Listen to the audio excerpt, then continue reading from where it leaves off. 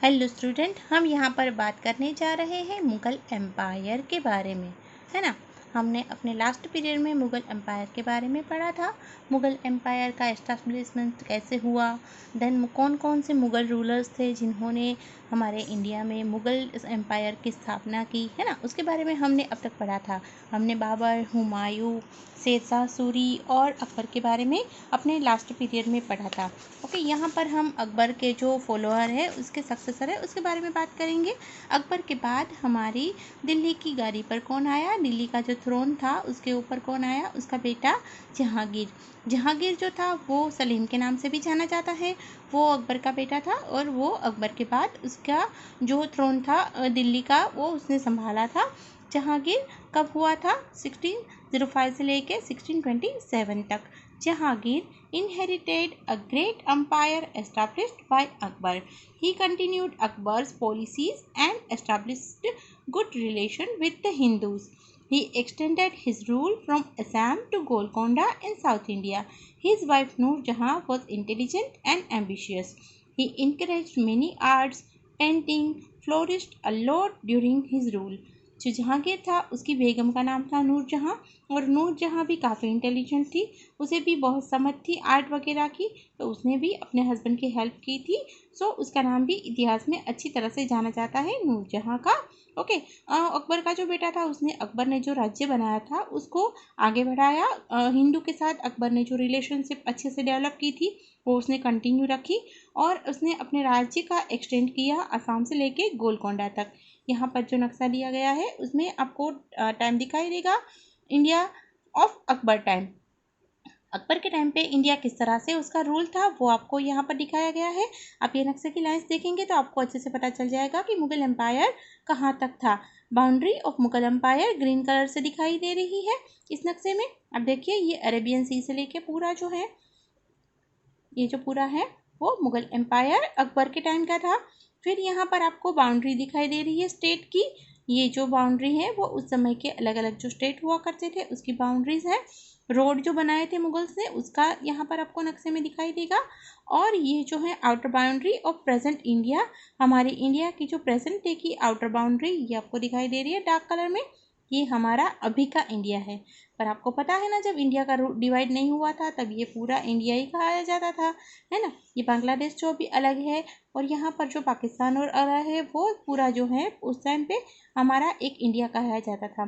तो अकबर के टाइम पे ये पूरा जो है नक्शा इंडिया का ही माना जाता था। यहाँ पर देखिए, ये मुगल एम्पायर का पूरा जो है ग्रीन कलर से जो लाइन दी गई है वो मुगल एम्पायर कौन से टाइम पे, अकबर के टाइम पे। ओके, सो इस नक्शे का आप अच्छे से स्टडी कीजिएगा। यहाँ पर हम आगे बढ़ते हैं जहांगीर के बारे में।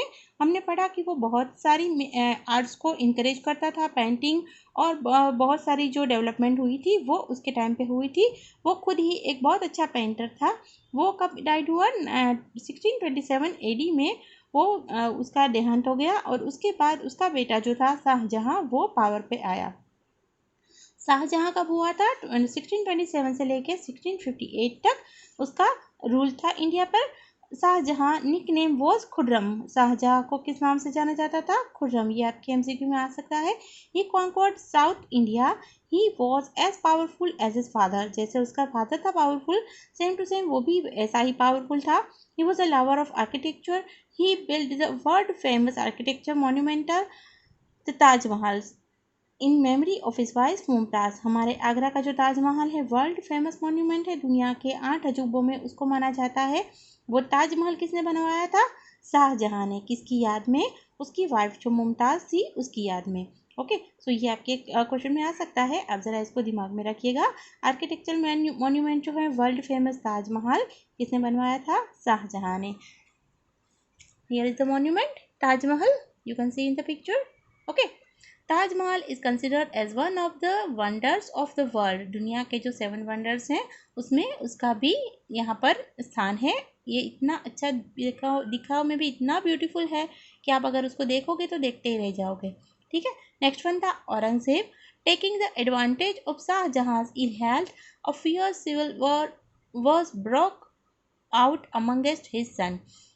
जो शाहजहां था उसकी तबीयत जो थी वो दिन ब दिन खराब होती जा रही थी, तो उसका फ़ायदा लेकर उसके जो सन थे उसके बीच में जंग छिड़ी हुई थी गद्दी को लेके।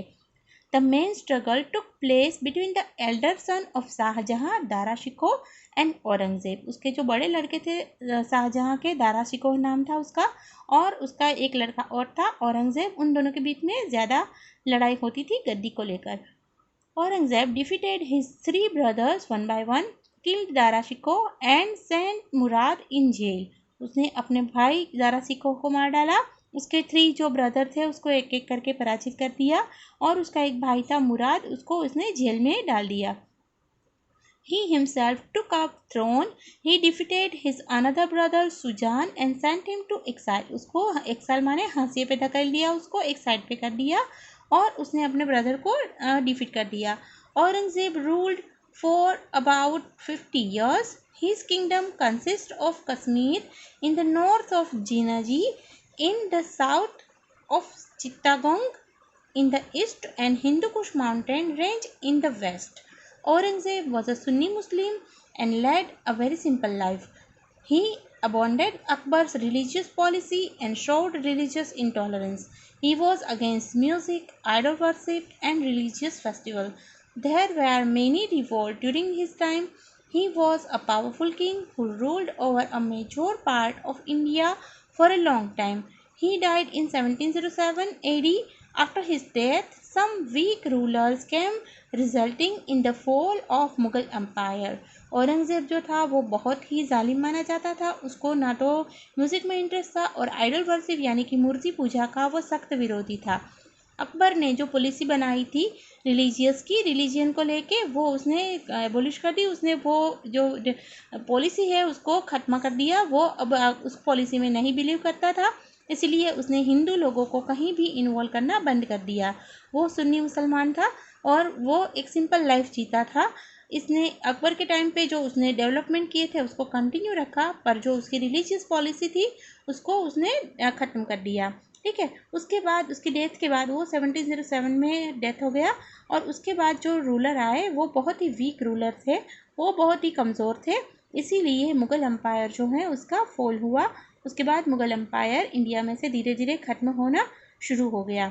ओके, सो आज का हमारा ये जो पीरियड है वो यहाँ तक ही हम रखते हैं।